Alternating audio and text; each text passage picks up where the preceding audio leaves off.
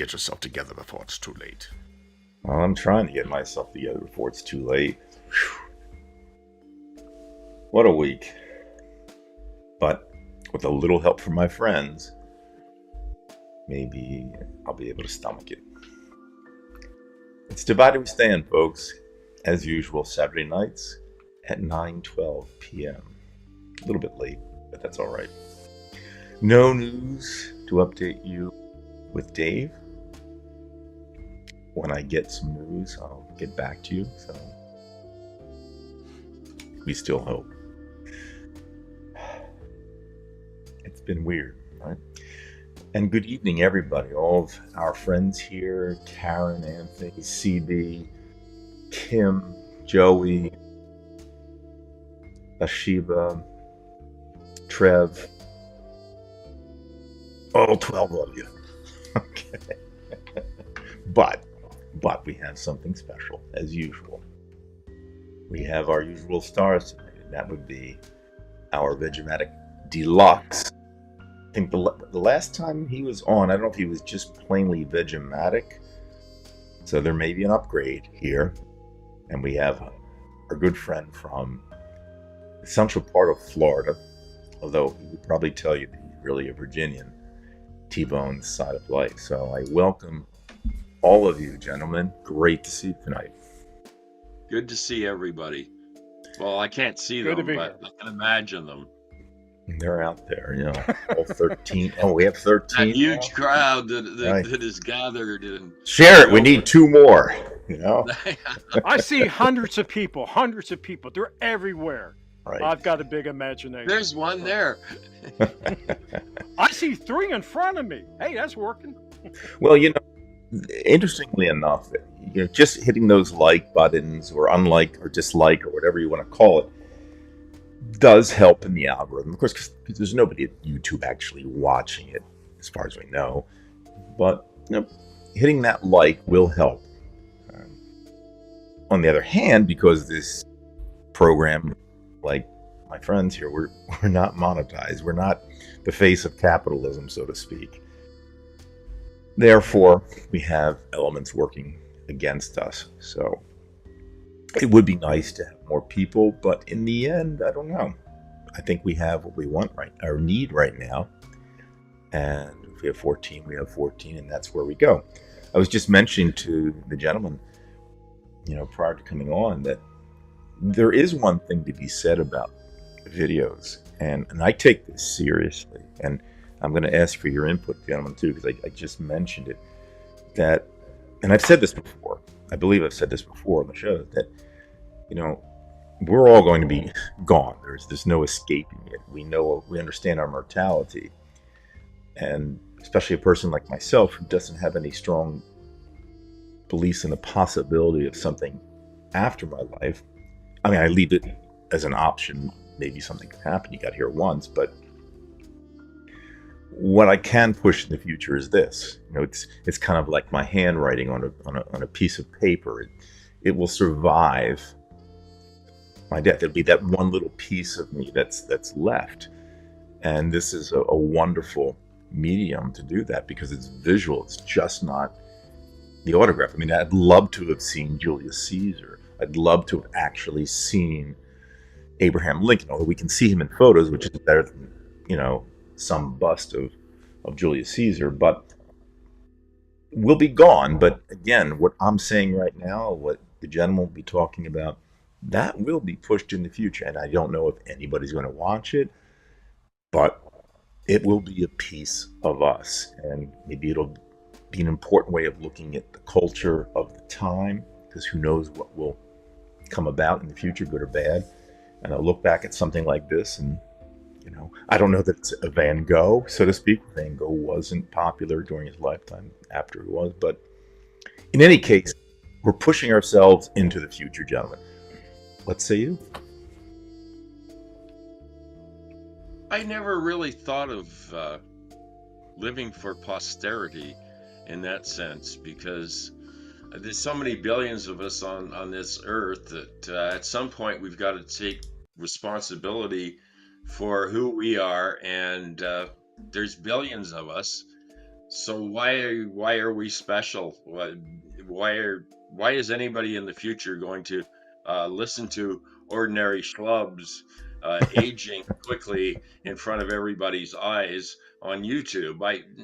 I'm just feeling a little bit cynical about that, but Mm. that's from years of being a visual artist. And I used to think when I was young that, oh, I am painting for posterity and everything.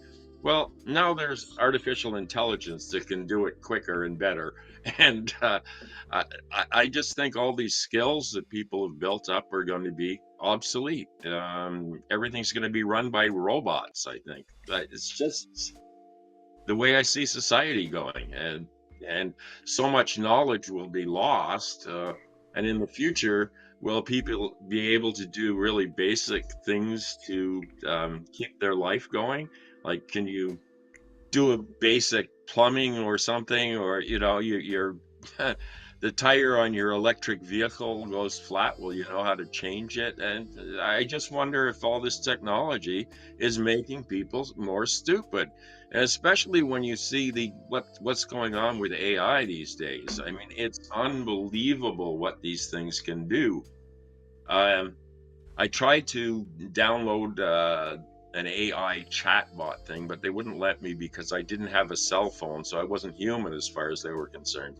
The landline wasn't acceptable, but I was just curious about it. But apparently, this thing can write scripts for you. It can write music. It can paint pictures.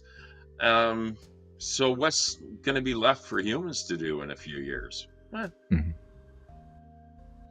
What do you say, T-Bone? Oh, I got plenty of thoughts on that. I just don't know which one I'm going to share. But me personally, I think AI. Since you're talking about that, and I'm kind of blown away that you didn't have a cell phone to do your download with. What a shame. But I think AI really is going to be it's going to be our downfall. That's going to be the death of us. I really, I really don't perceive it to be our future. You know, as for humanity and existence, I think that's going to be one of our major downfalls right there. Will be AI. But Yeah. with that said, I could care less for it, to tell Yeah. you the truth. I could really, I mean, I don't have much thoughts on that one. I really don't.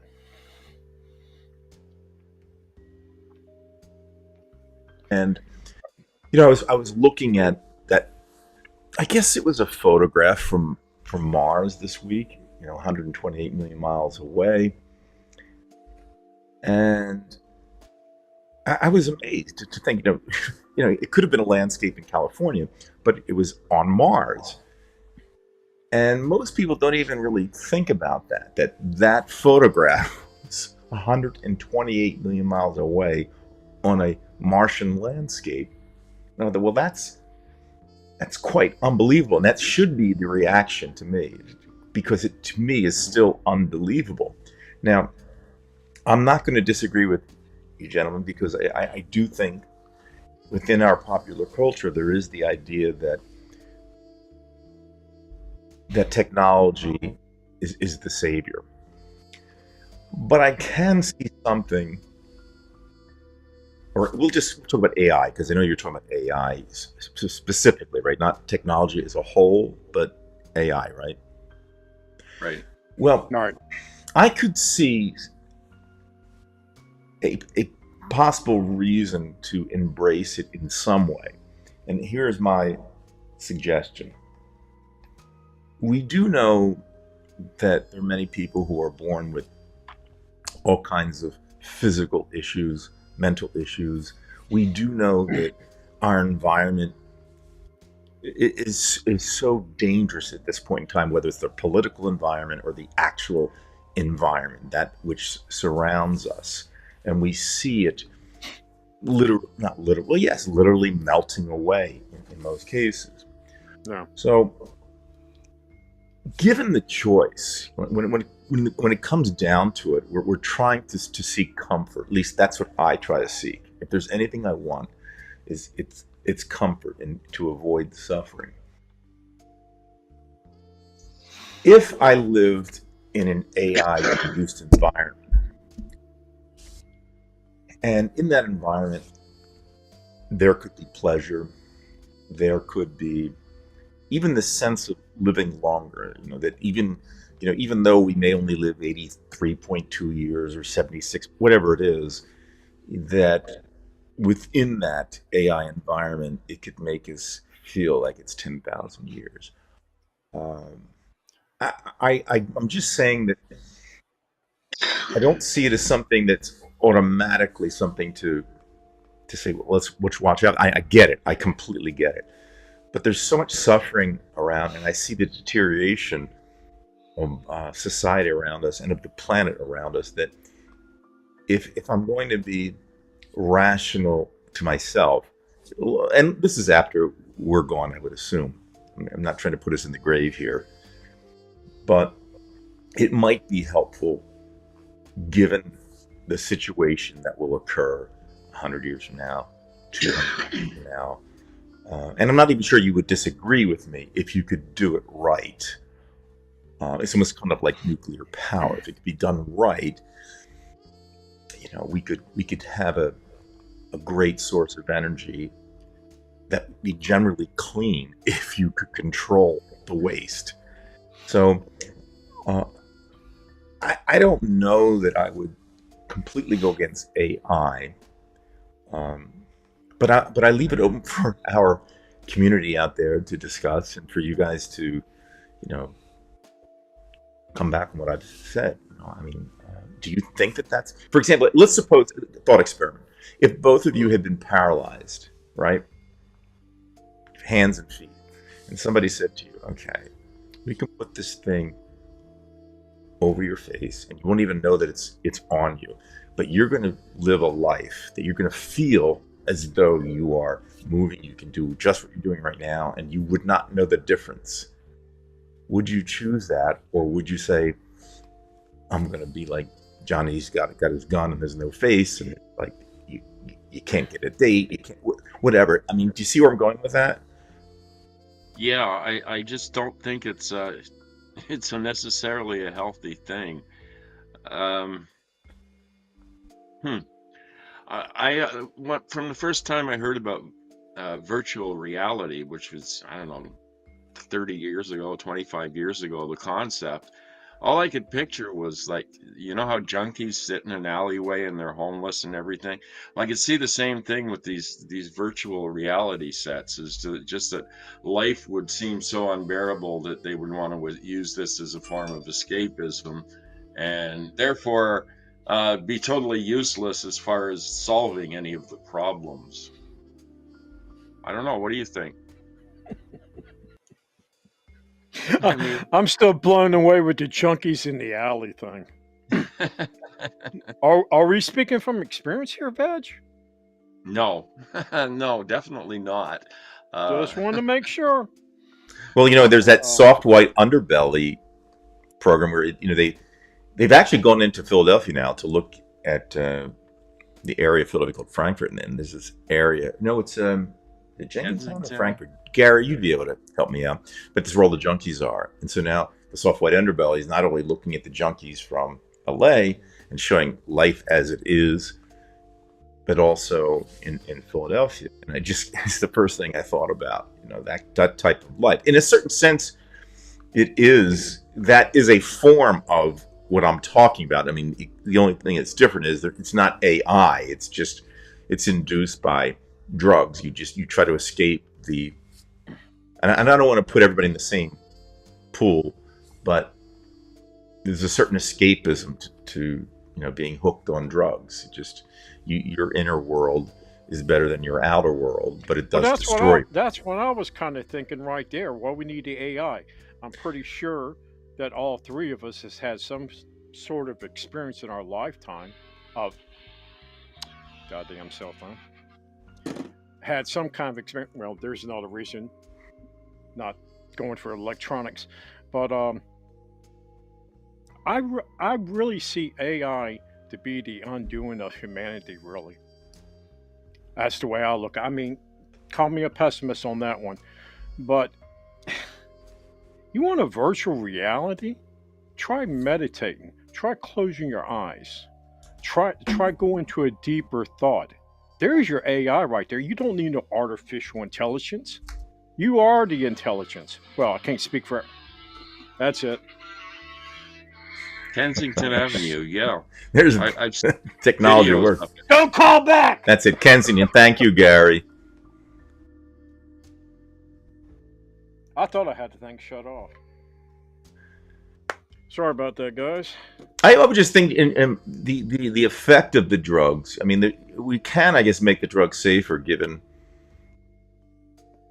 an understanding of what each drug does.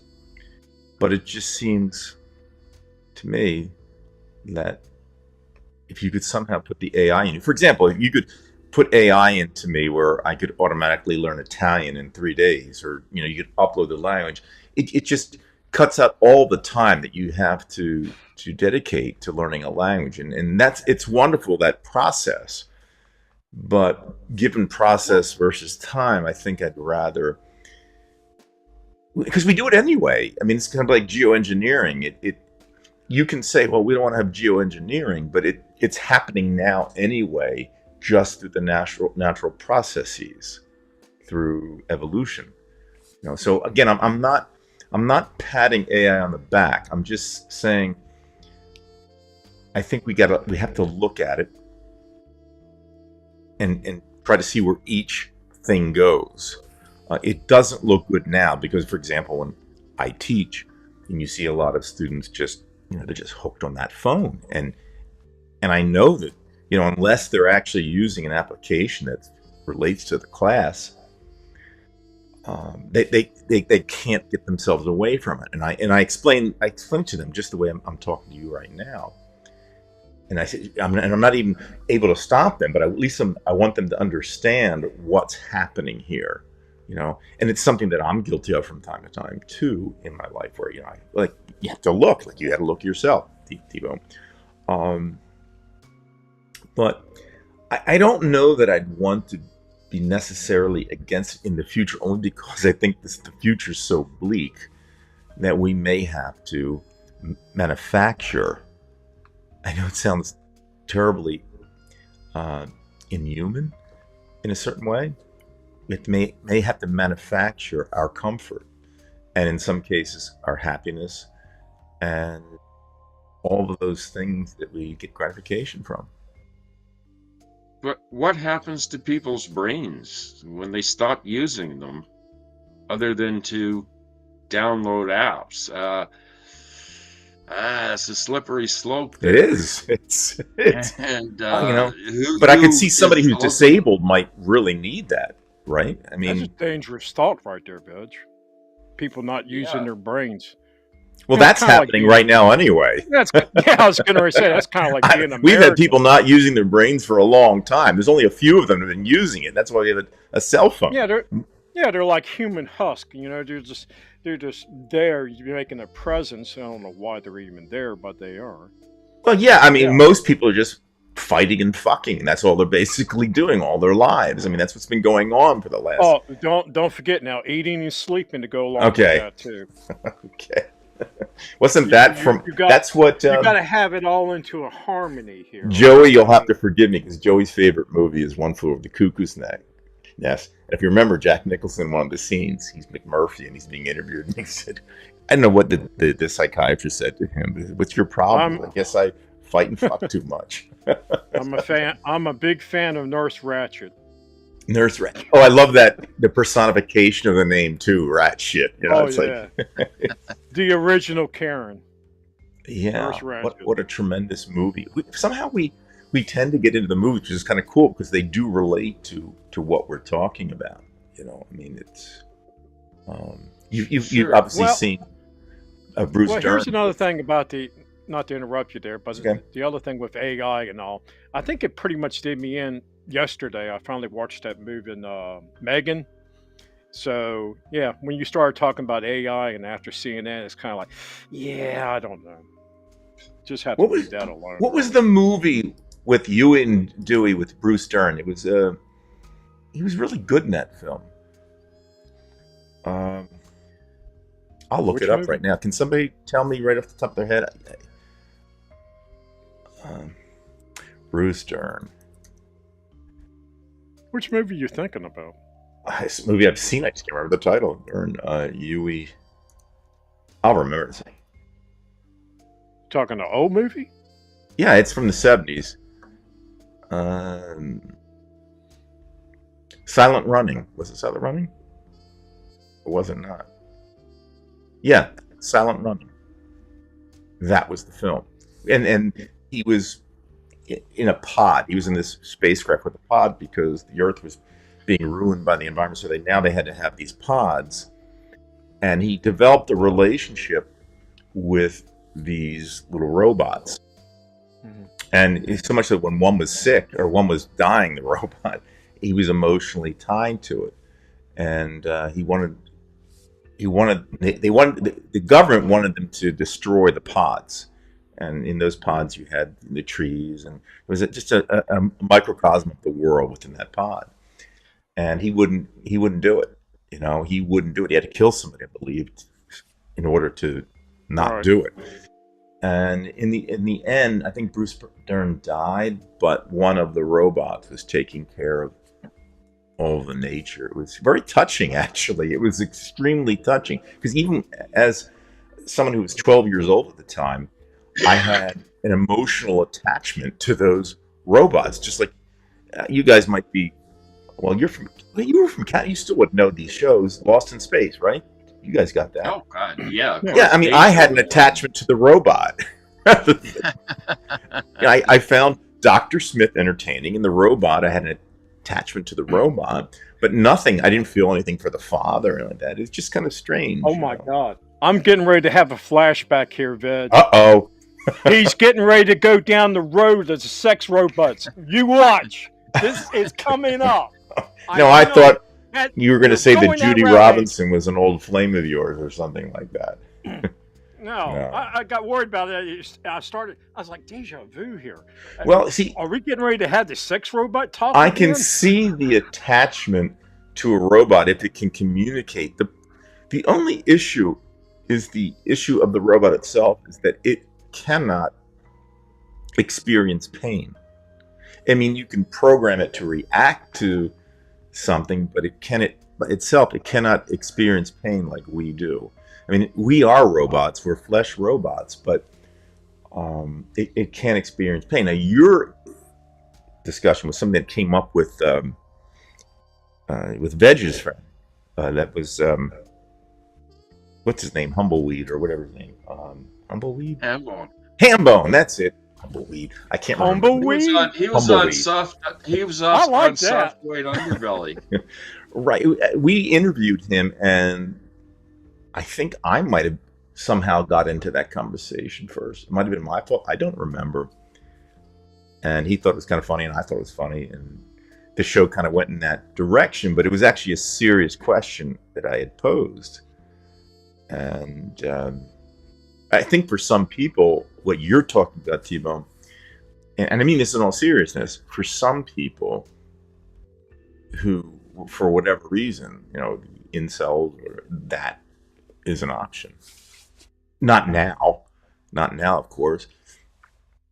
But you can fall in love with a goat. You can fall. It's just everybody's different. Not I. What? There's an old Russian proverb. Whoa, hold on. What Love kind is of blind. tendencies you got going on over there? I am not coming to Jersey. Just no watch time soon, I him guarantee you start that. talking about sheep, and I'm out of here. Well, I'll get even crazier. I'd with rather thought. talk about the robots, but now we went to Okay. goats. Because I think everybody at some time of their life may experience this thought experiment. T-Bone. Okay. What Drag if me into it. the entire world around you is a program? Veg and I are actual, AI matrix robots, and you're the only one, and you're being fooled, right? It's possible. It's theoretically possible, right? Yeah, I mean, you might as well be going to the route of a parallel universe as well. Right. I Where mean, every I possible wouldn't rule that outcome is out. there. There's a possibility of that outcome, yes. Yeah. Again, I'm not going to rule it out, but man, that's a treacherous path to go down. Well, what I would mean, you have against? you're Okay, blowing my mind here. okay. That just hypothetically speaking here. Okay, what That would happen? Okay, again, I'm going to keep throwing this at you because I want you to come about it from a different perspective. I'm not saying I actually okay, agree with this. okay, If you, let's suppose you just, just like, Lewis and Clark, you're just exploring around, and you're in the middle of Oregon, and it's 20 years from now, and by that time AI is developed, and then you meet somebody, right? And you don't know that that's not a human because you can't tell the difference. And you develop a relationship for a year or two. you just described You- my and by the way, there's a movie that was similar to this. This was Solaris, which was a Russian movie after 2001 Space Oddity. Oh, okay. That was the idea behind the movie, kind of.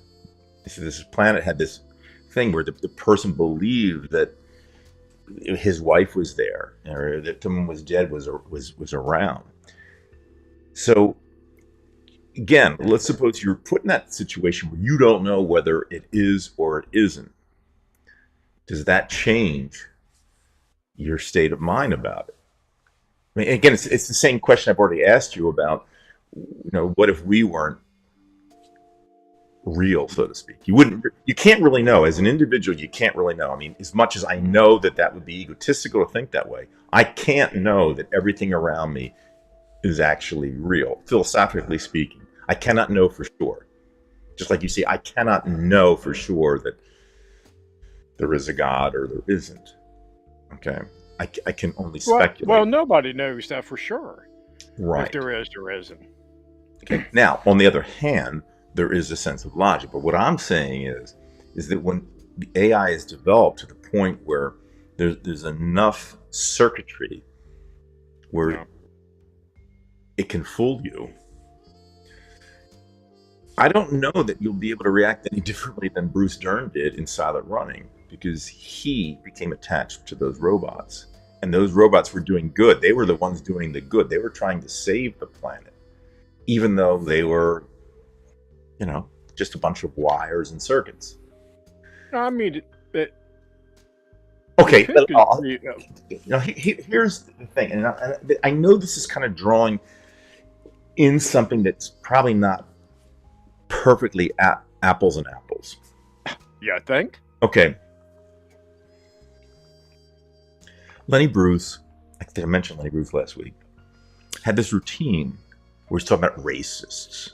And, what was in the mind of the racist, right? So he comes up to the racist, and you'll forgive me for telling this because it takes a couple minutes. So he says to this KKK racist, I'm going to give you a choice. Okay, you're going to get a choice of two women. They're both going to be 25. They're both going to be on your island. They're both going to, do the same thing for you. They're going to, sleep in your bed at night with you. They're going to do the same thing that your wife would do with you. And you're going to have a choice between these women. Okay. Again, they do everything exactly the same, except for one difference. Okay. One will be white and one will be black. And of course, you know how the KKK guy thinks, he knows what he is. And just as he's ready to answer, he says, but there's one more thing you have to understand.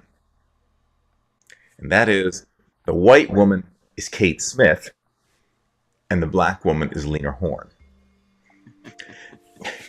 Now, the KKK guy, and this is where Bruce's genius is at play. Well, hold on, I would choose Lena Horne. Okay? And I gave up drugs way too soon. Because he realizes, even though he's racist, he's got these individual wants and needs that are really deeply embedded. So what I'm saying is, given a situation, or you're the person who's disabled and can't find somebody, or maybe you do find somebody, it's somebody who's, you're completely unattracted to, versus AI, and this is where it's not exactly apples to apples, where there's an attraction, you can make the attraction and you believe it, just like the relationship that Bruce Dern had with Huey and Dewey, the robots. I think it was the third one that he exploded or something like that. I have to watch the movie again. I don't think it's as simple as the statement or the question sounds. It's very difficult to make those decisions because if you give me a choice between having to be around a human being who's an asshole and an AI robot who's very cool, I'm cool because human beings have been nothing but a problem for me for the most part. AI. I'll take the AI. Okay. I'll pass So on we're the moving AI. someplace. No, I'm we'll not order trying the to get AI. you to jump over here. I'm just saying it's something that needs a lot of thought, because I guess it depends on the situation. Like, we have a lot of people to say, you brought this up, Veg. You're basically saying that some people say, I love life and I'm happy, and they tell themselves happy. And even if they are, it's almost disgusting to hear, because there's so many people who don't have it easy, and to raise that Olympic flag as if you've won something because you're happy. Meanwhile, there's a 4-year-old kid stuck in a well. I don't know how you can ever be that happy, especially when you see all the shit that's going on. I don't know. It's mind-blowing. I just find that when you said this is getting really, really deep, and what it is, and that's just what I'm saying. It's very, very deep, and it's very, very difficult to make that decision.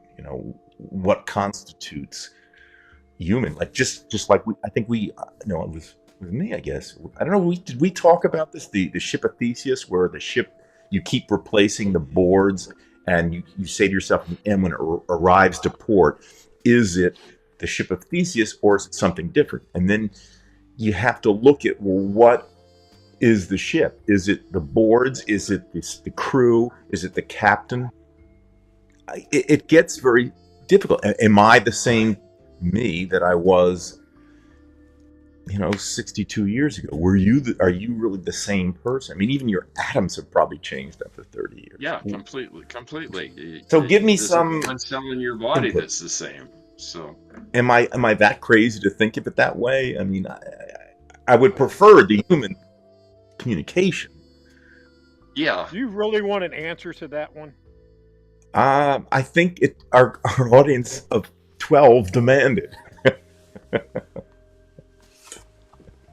Now, if we're all schizophrenic out there, maybe we have 150 people. Who knows? That's what I was kind of leaning towards. Yeah? Okay.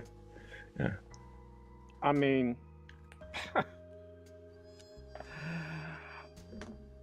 artificial intelligence, all right? I mean, you're talking to the wrong guy here. I can tell you everything on the lines about life and meditations, but artificial intelligence. Now, I'm not ruling it out. I'm not saying that I would personally not accept it, but at the same time, I don't have no dog in this fight on AI. I mean, personally, I'm not for it whatsoever. I think, if anything, for the downfall of humanity, why we need AI to speed it up? Seriously. We could do that on our own right now. But I had nothing really to add to that. Veg, anything you want to add? not really. Let's talk about something easier like politics. All right. Well, we will do that because this is a political channel. No doubt about it. I did want to add one thing that has nothing to do with AI, but it does have to do with Bruce Dern. And it's something I do remember. Right before Marilyn Monroe died, she was walking down a street in New York City I don't know where and what street, but Bruce Dern was a young actor at the time, and she asked him to walk her across the street.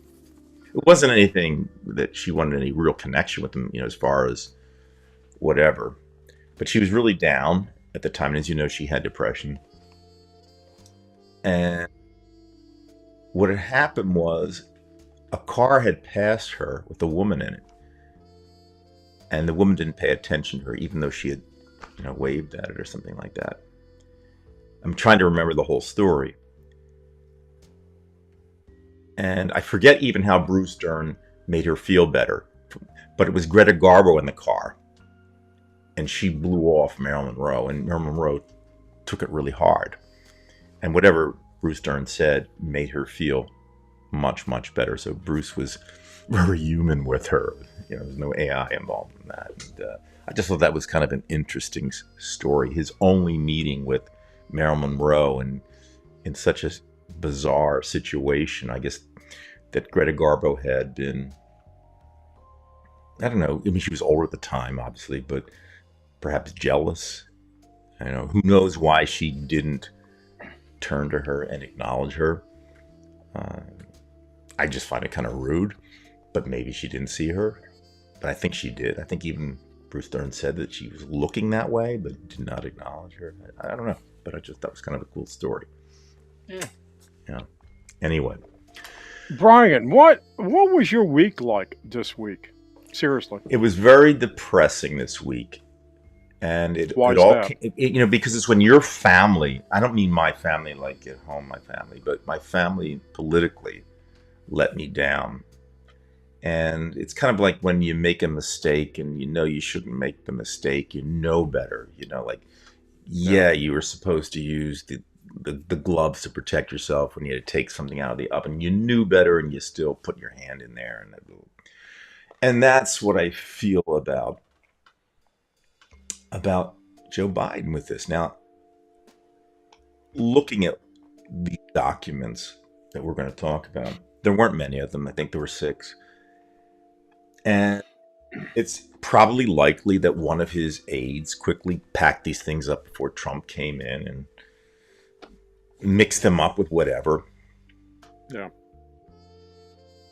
But at a Still, time like it's this, still not as many as what no, Trump it's took not, off. and there's no comparison. But it doesn't matter None now. whatsoever. It doesn't matter It's because the Fox, and my wife has rightly reminded me, I'm not going to say Fox News anymore. I'm just going to call it the Fox Propaganda Channel, or whatever you want to call it, but not news. Entertainment. Right? The They're type of going to type of channel you wouldn't cut on to leave to let your dog have company when you're gone. right. Yeah. But they're going to take advantage of this, and they're going to win on this. And they've already won on this because now they've, of course, appointed a special counsel, which ordinarily might be okay, but he did it so quickly, and maybe he was doing it to try to limit the Republicans from having their own committee against it, which they'll do anyway. I think it won't matter. But it just bothered me that they didn't check off everything before they left, because it's kind of like some skeletons in your past. I mean, you should check on this shit. And now what are they going to do? They're probably going to look at President Obama and see if he had any. And it just really was disappointing, because all of that work, the one thing they could nail Trump on for sure was these documents. And then out of nowhere, it just comes out, and then he's got some in his goddamn garage. And then he can't even explain himself out of it, just saying, yeah, they were there, but my Corvette was locked up there, so it was in a safe place. Don't give me this shit. We've been Yeah. working for 2.5 years at nailing this son of a bitch, and we have him in the corner. And you have made it difficult for us, because this is all about propaganda. This is all about propaganda, because it won't matter Here, in the courts. here we are, a nation trying to make a comeback, which I think personally in 2 years has done rather well. Could be better. And then, yeah, as you said, this comes out of the closet or out of the garage. But thinking on that, there's got to be quite a few that have put classified documents here and there. I don't think it's just Biden. I think Obama possibly could have done it. George W. definitely. I think he's done some stuff shady, uh, tucking the papers away. But I think Trump's going to hold the hierarchy of flame there of having the most documents. I mean, he intentionally Right. And there's an removed those intention on this one. documents. The other ones may not have knowingly known it, but it might not even matter now the way they're going to spin this thing. Well, that's another thing that gets me. Look, I think it was maybe show before last. I said, you watch before it's over with. They won't indict Trump whatsoever, and Mhm. that's what's going to be sickening about it. This might be the nail in that coffin. There's Yeah. a possibility. I mean, what do you think, Dutch? I think Biden has been incredibly incompetent in some ways, and one is hiring Merrick Garland in the first place, or Mhm. appointing Merrick Garland. Why? Uh, this guy is a Republican, and I just why has he waited so long? He hasn't indicted Trump. He could have indicted Trump before the midterms. It would have made a huge Exactly. difference. Okay, and the Republicans wouldn't be in charge of Congress, but the Democrats are incredibly feckless. They Right. just don't seem to. Well, they don't get down in the dirt with the Republicans, and they're at a disadvantage in a lot of ways. I think Biden was originally not the best choice for the Democrats to put up against Trump. Be- I mean, he's like an elder statesman in some ways. It reminds me of pre-war Nazi Germany, and how Hitler took power, because when you get this old, I don't know, I hate to sound ageist because I am getting old, and I'm in my 60s, and I can't imagine why somebody that's almost 80 would want to do that. And, your cognition is nothing the same as when you're a younger person, and I know that. Right. And this is what I guess tripped him up in this case. He just, Yeah. I don't know. I've never liked the man personally. Um, I don't trust him from looking at his background and seeing he was. If you look at the past, he was against busing. He just said a lot of racist things. He helped write the '94 crime bill, Yep. and it just. I don't know why the Democrats weren't going with somebody more progressive. The same neoliberalism. Now, is that to do with money largely? I don't know. But there was no. I think America needed a big change after Trump. And Biden was just kind of wishy-washy. He tried to do a lot, but uh, I think personally, I think that's what got him shoehorned in there, because nobody wanted to deal with Trump no more. They didn't want Trump. Now, yeah, let's think back to 2016. Hillary, come on, you couldn't find anybody else to take and put it there to to run in that spot. You had to choose Hillary. Democrats had not choose the best candidates whatsoever. So I think personally, I think Biden got in there because nobody wanted to deal with Trump and Trumpism. I mean, sure. that's that. How can I put it? That government right there just really decision needs to be drowned in the bathwater. I There's still no think we better way to can't put it. forget that the United States is still generally a conservative country, and whether And any other conservative in candidate could what? have won or not, I don't Conservative in what know. way? Conservative in what way? Politically conservative. I mean, even the Democratic Party, there's still the centrist Democrats, and then there's even right-wing Democrats. And to think African American Democrats are usually not progressive. They're usually fairly conservative and pro-capitalism. I mean, that's just the way it has always been. They're even Neoliberalism, but I don't see the conservatism part of it anymore. I mean, it's by name only. there's nothing being conserved. Well, I'm just saying there's enough people out there that whoever runs against that party, what we call the Republican Party right now, it's Yeah. still tough to win. And not only that, it's really tough to win because of the way it's set up with these red states that have hardly any people there. It's so difficult to win. It's mind-boggling. You want to talk about mind-boggling things? As we've said this ad infinitum. The congressional districts are gerrymandered in such a way that they have the advantage. They have the advantage with these states that don't deserve senators. I mean, South Dakota. I mean, what the hell is that? Wyoming, Utah. And we keep looking at this map of these great areas of red, and the coasts are all blue. But in reality, if you looked at red and blue voters, it would look a lot more blue all over the place. But it's just the way we approach showing these maps. And of course, the Yeah. Fox propaganda channel does that all the time. But still, it's a cheat. There's a definite cheat in the system. It's the cheat that Trump talks about, but he owns that cheat and he knows it. And they're so afraid of the Browning of America and whatever. But it's so difficult for a progressive to win anywhere.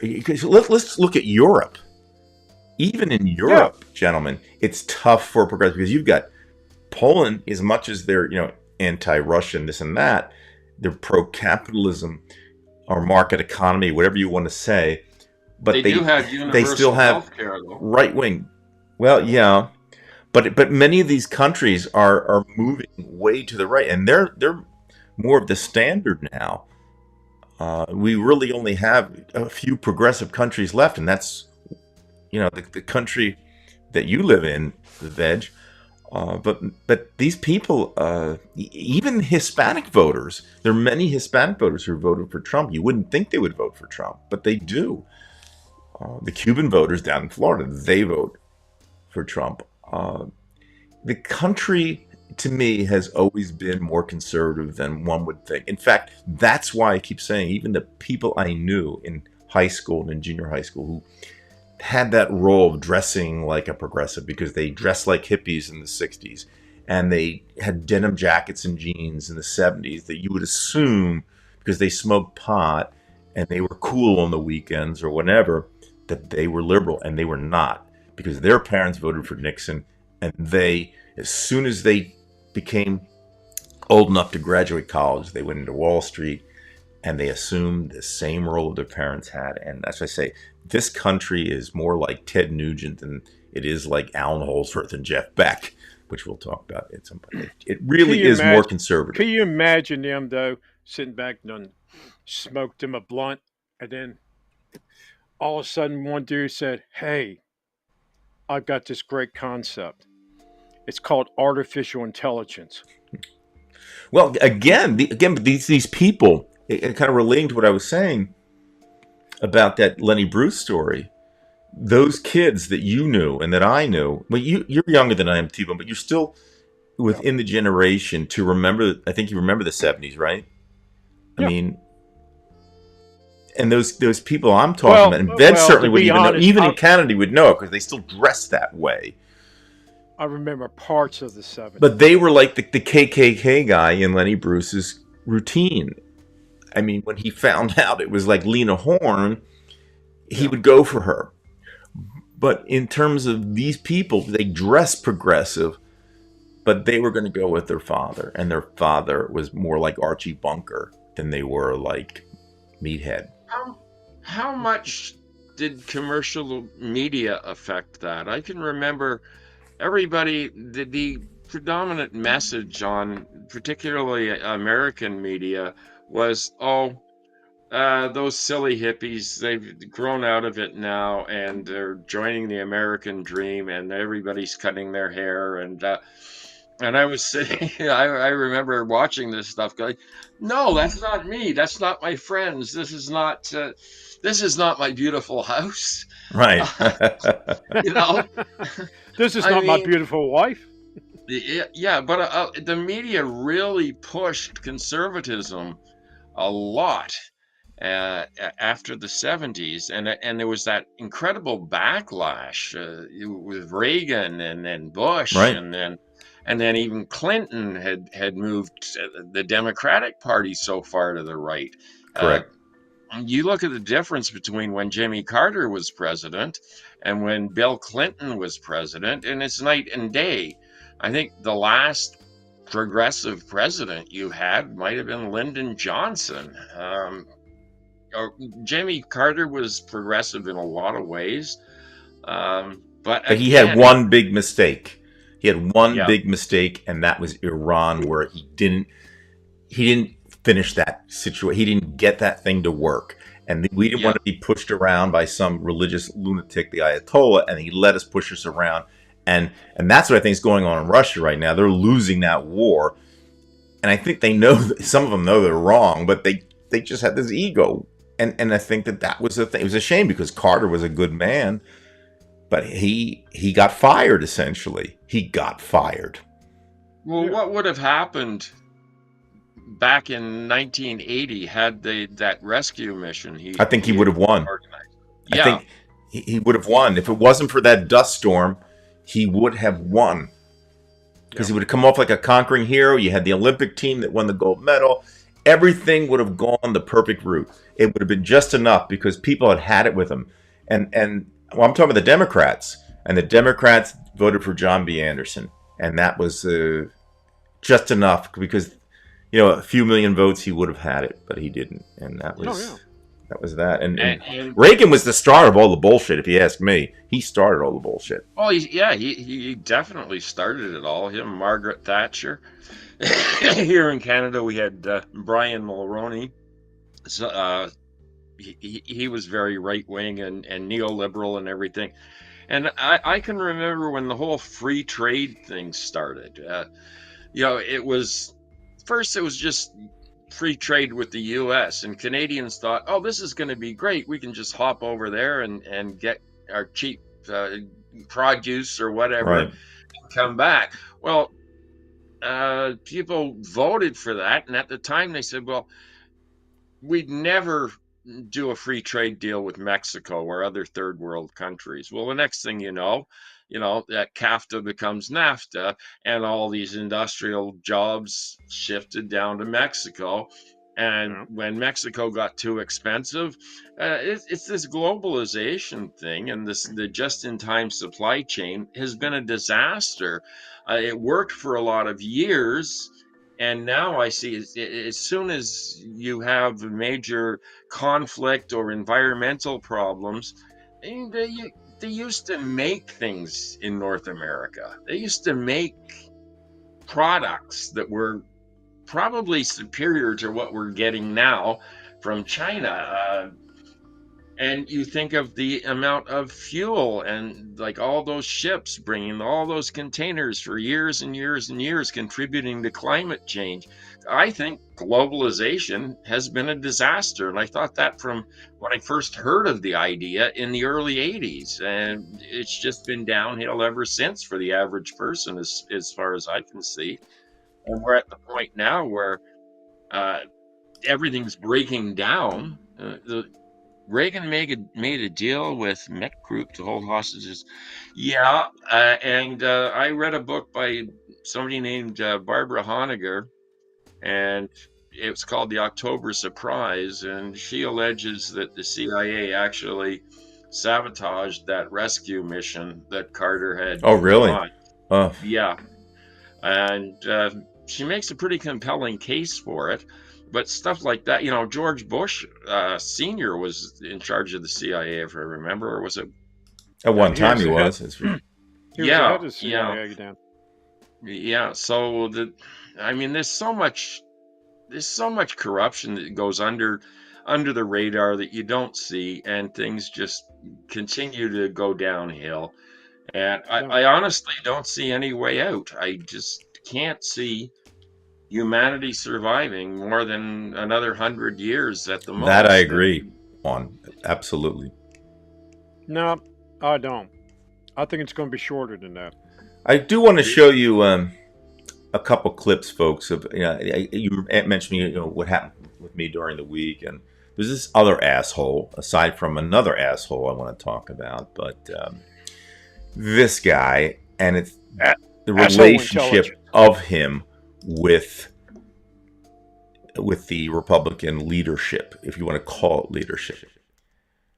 And I don't know if you can see the screen now. I'm going to. Unfortunately, yes. Okay.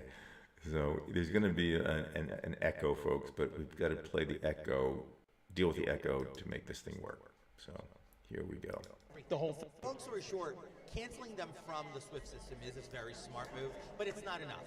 We need to do more. And as far as oil, we can fix this. Bring back energy independence. Keystone XL pipeline. Stop creating limits for the permits already out there. Allow our men and women who are out there drilling responsibly with carbon capture technology that I've helped develop and fundraise for in my career. I've had a very extensive role in gas and oil in this country, and I can tell you, we cause far less harm to the environment than the occasional accident. Accidents happen. Yes. That's why they're accidents. In every industry, accidents happen. A banker can accidentally round up a cash register and add a zero, and that changes everything. The whole thing. Long story short, canceling them from the... A lot of echo on that one. Yeah, that's because I have what's called loopback on. But I have George there invented the echo. This is true. He said it himself. He invented the echo. He rest assured it on all three of his mother's lives. Yeah.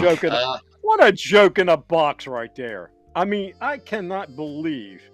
I can believe that they won't get rid of him because they're going to save that seat. They don't want a Democrat getting that seat. Well, I think it's almost good that he's actually going to stay because we can create more ridicule. I mean, obviously, I'd like to see another Democratic vote because it's that critical. But there's no way that McCarthy's going to put him on any type of committee because it'll just make the committee look worse than it already is. Oh, I'm hoping he does get a committee. I mean, I would pay money to see that sworn in. The white power, the white powers. Yeah, I was wondering about that. Raised, and the other one he's doing the white power signal. Yeah, yep. This guy's I think they should extradite him to Brazil personally. Let Lula deal with him. Yeah, well, he's a sick pup. There's a few other ones here. This I think is interesting. This we can just I won't have to worry about the loopback echo. We'll be able to get this off of here. I'm going to silence that, but we can talk about what we see. We're good now, I think. So you'll see here, this was, Jack Smith. He's the one guy you hope that he'll do more than what Mueller did and what Garland has been doing. But just over the last week, as it says here, these are the ways that Trump has described Jack Smith: a radical left hater, lunatic, evil, angry, Marxist, communist, corrupt, disgusting, sick thug, flame-throwing lunatic, tyrant, crooked, criminal, mentally deranged, unfit, unfair, savage, disgraceful, and crazy. So I think he's scared. It kind of seems like that to me, that this is the one guy who may have the balls that Mueller and Garland don't have. I don't know. After all this time, I'm not holding my breath. Yeah, well, I think you're right. You can't. You certainly can. I agree with you there. I'm at the point where I've given up on anything ever happening because I keep expecting it year after year after year. Yeah. What's wrong, Veg? All the boards on your ship been replaced? Yeah, most of them. Well, we'll throw in a cat in the box to keep you company. I think part of the... Hey, Mr. Poole, good to see you. Good to see you. I think what bothers me the most, I expect it from these Republican politicians. And I, like you say, Veg, I almost kind of expect it from the Democrats to drop the ball. But what bothers me is the incredible number of stupid sycophants out there. You can't get around it. You just absolutely can't get around it. All you have to do is look down your neighborhood. You can look at work. You can't avoid it, and that's what bothers me. That you see this around the world. You see it in Russia with these people who just constantly watch TV and they're pro-Putin, and you say, well, how could they believe this crap? Especially in this day and age. And this is what gets me so down, is that the human beings will always let you down, just like the Democratic Party. And of course the Republican Party, they always have it wrong. They always have it wrong. And this is where I agree with you, Veg. It's you shake your head. I can't wait any longer. And even if we do eventually get him, why should I be waiting 8 years for something to happen? Yeah. Because people in the meantime are dying, whether it's COVID or whatever. Jeff Beck's gone. He's not going to see anything change. Not that he was even worrying about it. So, but it's everywhere. I want to show you one more. Hey, this don't one forget is that, actually you got Lisa Marie. She passed away as well. that she passed away as well. She had a I was troubled stunned life, with and her family had a troubled life. It's pretty sad. This is from a woman who cursed out. Now you'll be able to read the subtitles here. The killing that has been going on, the bombing of these apartment complexes in Ukraine, and she speaks of how there'll be 8 generations before they'll even deal with Russia again. Her son died, and so you're going to hear her, but it's important to look at what she says.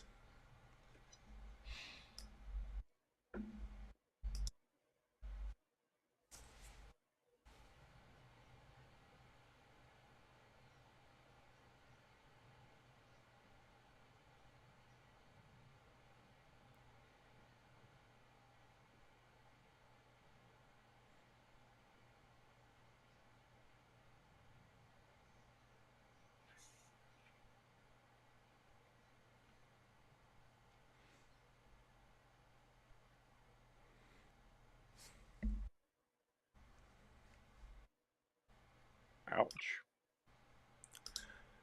Okay, there's the apartment complex.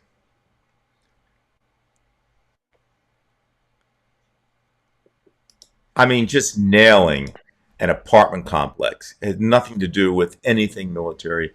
But here's what the point I'm making. Here you have a woman. I guess you can see the subtitles there.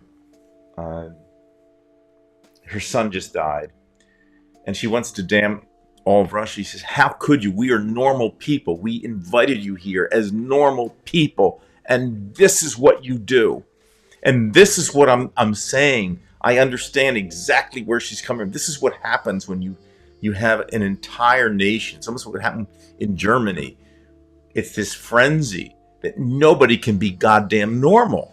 And I feel, as Veg is saying, I think what he's saying is, you're feeling that people aren't normal anymore. There's no normalcy. And it bugs the shit out of me, because this is why you say, we're not going to get out of this. There's too much hatred in the world. Yeah. I think it's too much stupidity. It's from hatred, pure evil, pure hatred. That's all this is coming from. And tell you to be honest, I don't see an end to it. I mean, Putin's how anybody would let that man get away with this and continue to do this, direct those people's lives to I mean, look at right there. I mean, a picture right there that says 1,000 words. That's the picture, a picture right there from hatred. Nothing but violence and hatred. That's what it ends up. That's what it looks like. That's the devastation from it. And to gain what? Right. Absolutely nothing. It's well said. It's disgusting, and we're in the 21st century. It just doesn't seem to matter. It's just, again, it's the idea that we live in the 21st century. We hold these things and we think we're smart. But there's only a few people that are responsible for this. The rest of us might as well have lived 10,000 years ago because it's brutal. And What you and think? again, What you think AI is going to be like? It's not well, going to be any better. if it keeps me, I mean, I don't know. I don't know. Again, I only bring it up because maybe it can separate our brains from what's around us that's so bad. Maybe Um, that's the problem right there. We're separating ourselves from it. well, I Maybe think instead of our facing our we're definitely darkness or facing our separating pain, we ourselves separate. from other people with different types of thinking. I mean, it's this tribalistic. I have to be tribalistic because I can't go along with I cannot be a part of these Trumpers, and they can't be a part of me. There's nothing that we can do now. I mean, you know what's going on, like in Florida. I mean, people are going to be leaving Florida. I mean, it's just that bad. It's become its own state. I mean, like not just a state, They, but this. you come down here, you travel like Interstate 4. They got actually a shrine built out of cargo containers to Trump, and you can't get away from that. It's even lit up at night. Yeah, I know, Veg. It's true. I I would mean, be. I am not in favor of any vandalism whatsoever. But if I did live down there, I would be sorely tempted. yeah, welcome. Man, Yeah, we welcome you to the Southern Bible Belt down here, but it has anything to do with the Bible. I guarantee you that has nothing to do with. They don't know Jesus. They say they do. They're all for Jesus, but for some reason, Jesus looks like Trump. I don't know what the deal is. Well, in a certain Now I live with a lot of Latinos around this area. I mean, we are the minority in this town here that calls itself a city. And everyone around, I seen red signs all over the place. I said, well, what's this going on? Almost everyone voted for DeSantis. Can you imagine living in a neighborhood that all you see is DeSantis signs when he was coming up for re-election? Yeah, I live in the middle of crazy down here, but you know what? I don't hate the people. Love each and no. every one of them. There's no room for the hate. They want you to hate, but they forget about that message. They'll sit back and talk about, and come off with, I'm a Christian. I'm like, okay, what do you know about Jesus? What do you want to talk about? You want to give me your version about Jesus. And it has nothing to do with Jesus. Within seconds, it goes down the Trump line. Yeah. How's he reflected anything of Jesus' philosophies? Huh? None whatsoever. I mean, it really burns me up. But you know what? I don't hate the people. No, The thing there's of it no is, I point. feel sorry for them. Yeah, because they're dupes. I mean, basically, and a lot Yeah. of this religion is what Chris Hedges calls, who's it, magic Jesus, and he's going to just rain down prosperity on everybody. And if you ask them about something simple like that he taught, like treat others as you would have them treat you. Well, Yeah. did Jesus say that? When was that? They have no idea. So they listen to these crazy evangelists, and my God, I see some of these guys, and I'm just shaking my head thinking, how can anybody be that gullible and stupid to listen to these people and think that they're even has anything to do with a religion?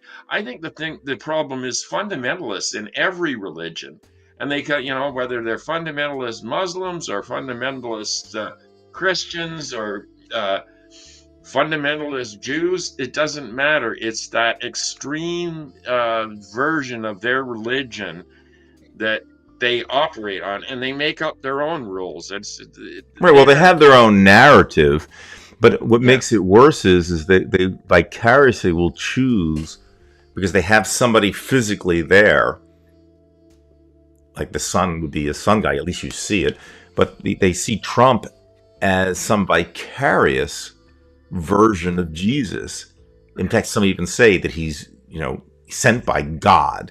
So it's vicarious. It sounds crazy, but it's insane. But you can get away with it, because maybe 2,000 years from now, on December 25th, they'll have Christmas dedicated to Donald Trump. I never could understand that. Uh, this is something now. I used to go to church many moons ago, and well, this is the thing that got me kicked out. I asked him. I said, I don't understand it. You can have an imaginary friend, but if I have an imaginary friend, I've got to take medication. What's up with that? This is a thing that always bothered me. Where's that philosophy come from? That you can have an imaginary friend, you can have this father figure, but some of us, hopefully the sane ones, we have to eat the medications because we're not right. I mean, I really don't get that concept right there. But I can understand where some of the people come from. They're looking for a strong man. They saw that in Trump. They still see it in Trump. I really don't get that either. But when you're when you've been busted down, broke, weak, down and out, I mean, you have nothing but desperation. You're looking for that father figure. You're looking for that strong provider, and he filled the ticket. He knew how to run the con on that. Okay, but him being the, I say he's the golden cow. Okay, Yeah. the people have been duped on this. By the way, I just wanted to answer one question with Kim there, gentlemen. Kim asked me about, do I teach this kind of thing to my students? I have 9 through 12th grade students. Most of them are 11th and 12th, Kim. We had an attorney come in for professional development to our school prior to our first day at school. And these attorneys would warn us, you cannot give your political views. It's very, very difficult. I do thought experiments with the kids. I mean, I have even done the ship of Theseus for one of my classes. But in terms of a lot of this, I can't touch it at all. You run the risk of being recorded, even though you're not allowed to. Students aren't allowed to record things, but they do anyway. And if, as the attorney says, even though they're not allowed to, they can be used in a court of law. And I'm going to show you, and gentlemen, you'll see this. This is a superintendent down, I believe, in Oklahoma. This one, I'm going to get the sound going here. I know I screwed up last time, but we'll see what happens. I think we're going to hear the sound this time. Okay, so this is a superintendent who's getting rid of some far-left radical teachers, as he puts it.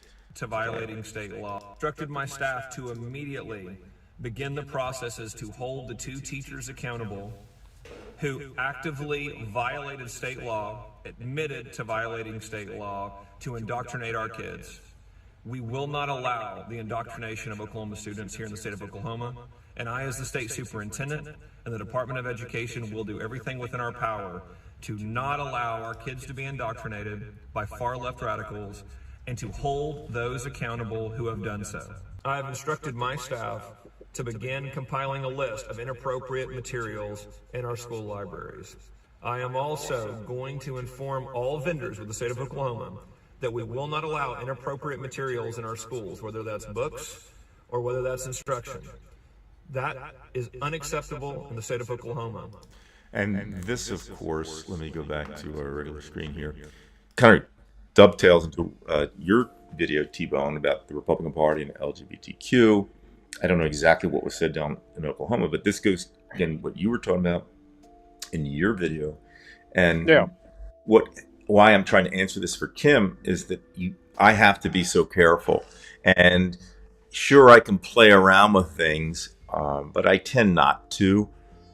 If a kid asks me what political party I am, I won't answer that. I can't. And I've got to do it as a professional.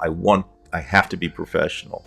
And I just hope that teaching them how to think logically will be enough to get them where they're. Just being myself, perhaps, will help. I can't do the political thing. I can't. Y'all have a HR department or union?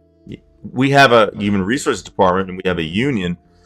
The union only can protect us so much. If it's in the contract, what we can't do, we're done. And I understand it. I mean, look, we're working for somebody, and we have to play by the rules, and I will do that. I don't think it really matters, and this I say sadly, because most students are not political. they are not political. They are, at least in an area where I teach, where there's a lot of poverty, most of the students are concerned about everyday things, whatever that's in their life. Maybe they're struggling with, Right. two girls are ready to fight because they're over a guy, or they want to get, a new phone, or they just want to get a certain thing at lunch to eat. They hope it doesn't run out, the chicken cheesesteak or whatever it is. That's what they're concerned about. So to bring up, do you understand about what's going on, with January 6th? Do you know the difference between a Republican and a Democrat? Most wouldn't even know. They wouldn't even know. And I'm not saying all of them, but most wouldn't even know. So you in the classroom, you can't even acknowledge it. No, I can just state facts, and even then you have to be careful. I can, when I do bring up civics, I can ask them what they understand on, how each state has 2 senators, and understand that some states, have very little population and 2 senators, which might seem counterintuitive, so to speak. Yeah. And they have to understand that they have a congressperson representing them, but he or she may not necessarily abide by their thinking. And I'll ask them, do you know who your congressperson is? And they don't know. None of them know. In fact, if I said to them, who are the 2 senators from New Jersey, chances are most of them wouldn't know. But I don't think that's much different across the country. I could ask Kyle Rittenhouse now, what's the capital of New Jersey, and he wouldn't know, but yet he's all over the internet right now, and he's all over these right-wing stations as if he's a congressman. And he's not. But people are joining him on Twitter, because he's going to be making some speech somewhere. So I'm not giving up, guys. I don't. But Kim, to answer your question in a more positive way, I do lead myself in a way that I think in the end it might get me to Rome in the same, get you to the same place, by not having to say, oh, these motherfuckers on January 6th. I can talk about the Russian coup that I was in, and it's not too dissimilar to January 6th. And then I can talk about the Russian coup in my Russian class. I can get around it in some ways, but I don't sit there and try to think, how am I going to be able to get my point across? No, I don't do that. I can't. I'll just get in trouble. In fact, I probably would have done it years and years ago when I was teaching in another district when I was a substitute. I probably would have made the mistake. But I had nothing to lose back then. I was, if you're not making much money during the day. But now, as you can clearly see from that video, these superintendents, I wouldn't. If you're from Oklahoma, I'm sorry, but I wouldn't want to teach there. That is, and look, Florida. If anything, DeSantis is, after people like me for sure. So would they go after somebody that was indoctrinating them with right-wing talking points? No, they would. That's a great question. I don't think they would. In Oklahoma? Oklahoma is, wow. Right. Yeah. Hey, do you think they would go after, the voting machines to look to see if their own Republican Party, candidates were cheating? No, they're not going to do that. They're not going to recount all of these conservative counties. No, you're right. I know you're being cynical, but you have to be, because this is just the way they are. It's just the way they are. That's why I say with T-Bone, with your last video, I think that basically brings out, what the Republican Party is doing. It's hideous. They will attack. It's really nothing new. Right. What I was getting at on that video is on the drag queen Christmas show, and how it was represented through the newspapers. Only one of them got it right, and that was the Sun Sentinel. The other 2 didn't. That was conservative propagandist papers there that did that. But the thing of it is, and I'll come to a realization that a minor here, and I looked into this, a minor here can get a tattoo. under the age, it's between 16 and 17, under the age of 18, but a drag show? I mean, I really don't get the whole concept, but I get the message behind it or what they're trying to push, like you're saying, those conservative values. I mean, that's a double-edged sword, no matter where you look at it. I mean, it's going to come back, and it's going to haunt quite a few of them. But at the same time, nobody's really going to care to look back upon this. I see it getting a lot worse. But the drag show has nothing to do really with the LGBTQ community, none whatsoever.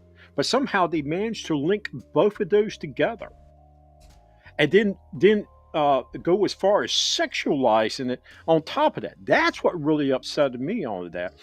So the more I read into it, that's the reason why I did that video. It's a damn shame, only 3 views. You people are missing something pretty good there.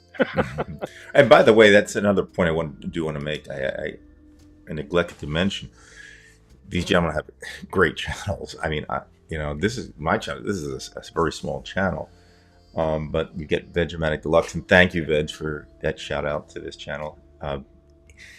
If you are unfamiliar with any of the channels next week, please subscribe to them. They're not looking for anything from you. No money.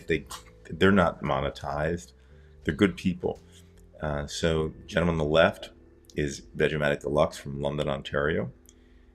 Just look it up, Vegematic Deluxe. You'll find it. Great videos, and usually sometime early on Saturday you can find a new video. And then we've got our T-Bone Side of Life. He's from Florida, and he has a wonderful channel, and he's got a lot of animation that goes on as the show opens, and then he has his commentary, and it's really, really good. And you should all check it out, because there is something to be offered, and we somehow there's some thread of evidence that it works out. All the 3 things that we do are all different. I do like the live thing, but for me, it's just my state of tune. It's just what I do. But if you want to see some great channels, just go there. And by the way, Mr. Pool, I've always loved your channel. So if anybody's not familiar with Mr. Pool, check his stuff out. He has really good stuff. What's the name? Mr. Pool. Mr. Pool. He's been on for a long, long time. I've been subscribed to him for a long time when I was Head in the Box and I Generalist. And he has just really, really insightful videos. He talks about philosophical things sometimes, talks about things in his life. He said some, health things.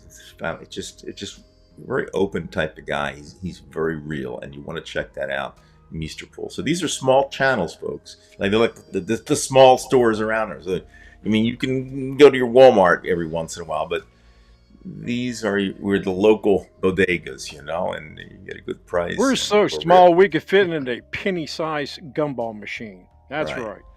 Right, but you're getting $1 worth of information for just a penny, and not even a penny. No, we none of us make a cent from this, and that's fine by me, because if I had to worry about making money off of YouTube, I probably wouldn't want to do it. I prefer to just I use it as a creative outlet, and once a week I put out a video, and T-Bone uses it as a creative outlet, and he does a whole bunch of videos and then releases them a bit at a time. So I guess our methods are a little different, but it's the same message. All 3 of us, we are a commiseration network. Right, absolutely. And we know everybody in the chat in this, and I know everybody that leaves comments and everything. So for me, it's a social thing, and it's a chance to actually meet with like-minded people. And I think the trouble with YouTube has just gotten everything in my feed these days is just like these massive channels, or a lot of MSNBC stuff and everything, and they're under all these different channel names, but they're just mainstream media. So I don't know.